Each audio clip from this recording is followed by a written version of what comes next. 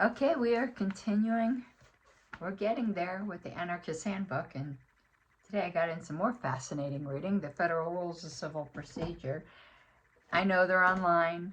I'm still old school. I like having paper copies. So we had finished with David Friedman last time, and we had moved on to Chapter 19, The Great Murray Rothbard, Anatomy of the State. I'd like to say I'm sure I highlighted a lot of things in this, but I might not have, because so many of us are familiar with this. Like, I could just read the whole thing, but let's do the intro. Murray Rothbard is popularly regarded as the godfather of anarcho-capitalism. Now remember, for brevity's sake, we had said we are going to abbreviate anarcho-capitalism as AC.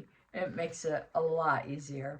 Throughout his very long career, the economist, philosopher, and historian covered an enormous swath of issues from the perspective of individual rights. His article, Anatomy of the State, is commonly cited as one which makes readers take a radically different perspective on the nature of the state from what they had been taught in school, and makes them realize just how malevolent government really is. And it just amazes me that people don't see that, and that I didn't see that. It says, probably need a little bit more light in here. I think I might go turn on that bigger light. This is because my highlighter wasn't at its best. With the rise of democracy, the identification of the state with society has been redoubled until it is common to hear sentiments expressed which violate virtually every tenet of reason and common sense, such as, we are the government. Yeah, I think I'm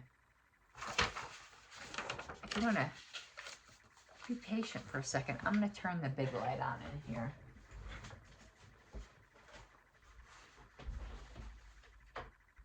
That's better, because I can see my highlighting much better. I know it washes me out. Ooh, it's washing me out a lot. Let me see if I can turn this to the side a little so I'm not quite so washed out. But, you know, these are informal things, but I can much better see my highlighting now.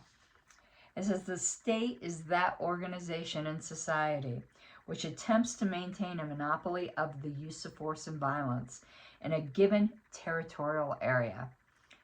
In particular, it is the only organization in society that obtains its revenue not by voluntary contribution or payment for services rendered, but by coercion. The great German sociologist Franz Oppenheimer pointed out that there are two mutually exclusive ways of obtaining wealth.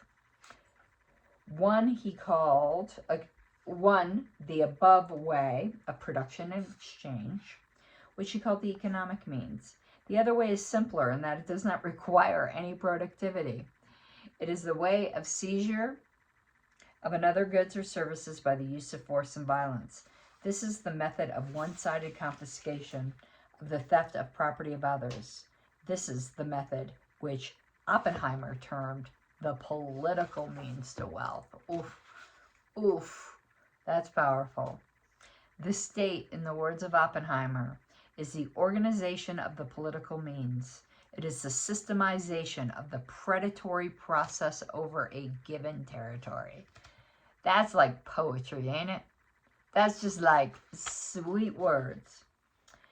For this essential acceptance, the majority must be persuaded by ideology that their government is good, wise, and at least inevitable. And haven't we really, we, not meaning me and you, but we as a society, people are just convinced that that the state is inevitable, and certainly better than other conceivable alternatives. The state rulers are great and wise men. They rule by divine right. They are the aristocracy of men. They are the scientific experts. Funny that this was written so long before the scandemic. Another successful device was to instill fear of any alternative system of rule or non-rule.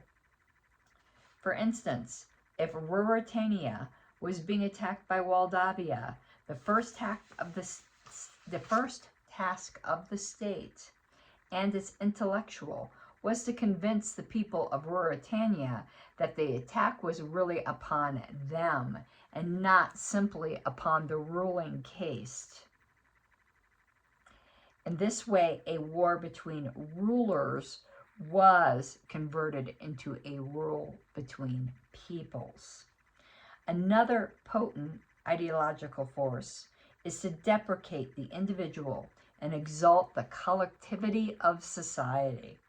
For since any given rule implies majority acceptance, any ideological danger to that rule can only start from one or a few independently thinking individuals, of which I would say the libertarians are those, which is one reason why I'm fighting so hard this co-opting of the Libertarian Party by Republicans. It is ultimately the death of liberty. Even if you think you're gaining some steps, you are selling your soul.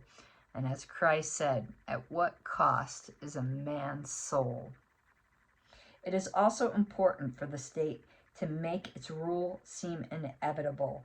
Even if its reign is disliked, it will then be met with passive resignation, as witness with the familiar coupling of death and taxes.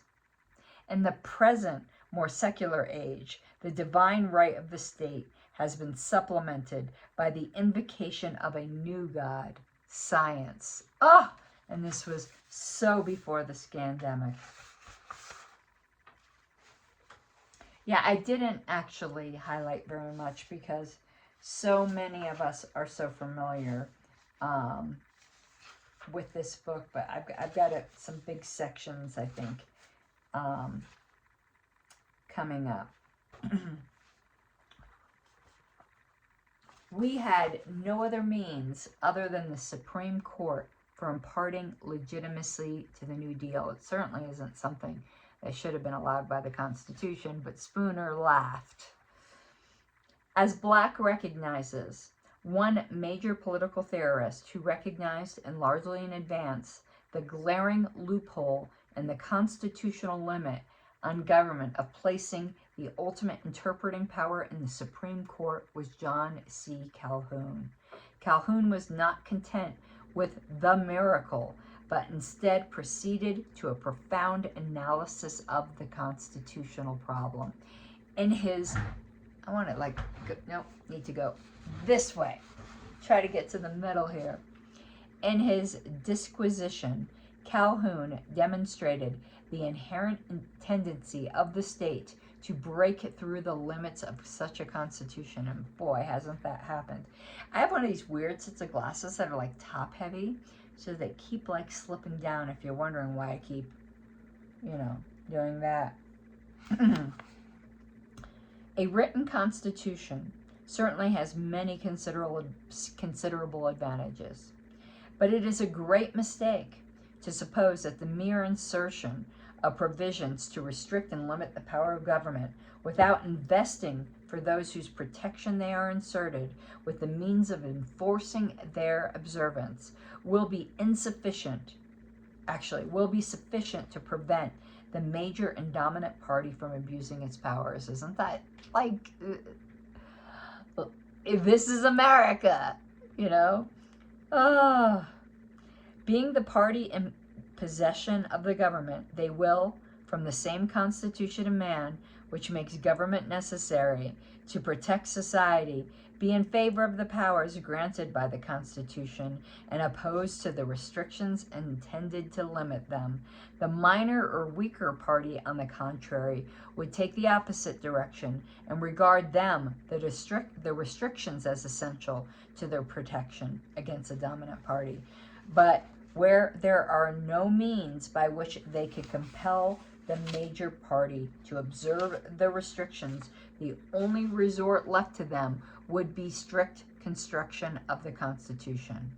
To this, the major party would oppose a liberal construction. It would be construction against construction, the one to contract and the other to enlarge the powers of the government to the utmost. And that just changes whether it's a donkey or an elephant. It's no different.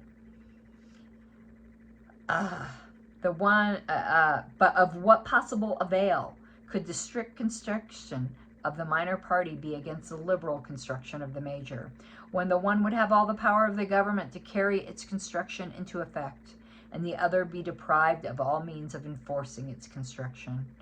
In a contest so unequal, and remember, our system is designed for just two parties. I don't mean designed as in the Constitution makes it inevitable, but our voting system makes it inevitable. So this sort of ping-pong power struggle is inevitable. There would be different kinds of power struggles and problems in a more multi-party system, but this is the system that we're dealing with. The party in favor of the restrictions would be overpowered.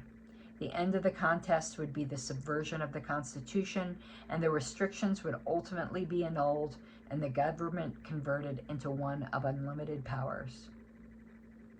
Smith noted that the Constitution was designed with checks and balances to limit any one governmental power, and yet then had developed a Supreme Court with the monopoly of ultimate interpreting power. And it says, for one thing, just as the right of nullification for a state logically implies the right of secession, so a right of individual nullification would imply the right of any individual to secede from the state from which he lives.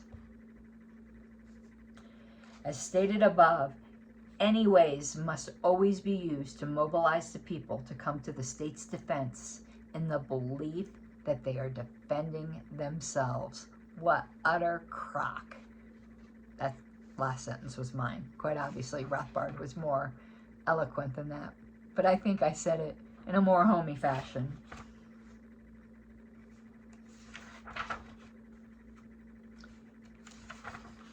And I think that was all I copied from that. I would suggest you read The Anatomy of the State. I could have read the whole thing. It is so powerful. What we have left is I'm just doing a few chapters or one chapter at a time. At this point, I think, in the middle of reading the last chapter, which is Hasness, and then we will be done. Nope, there is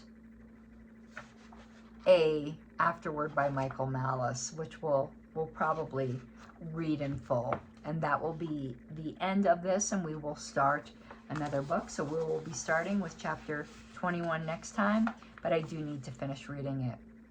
Hope you have a good night.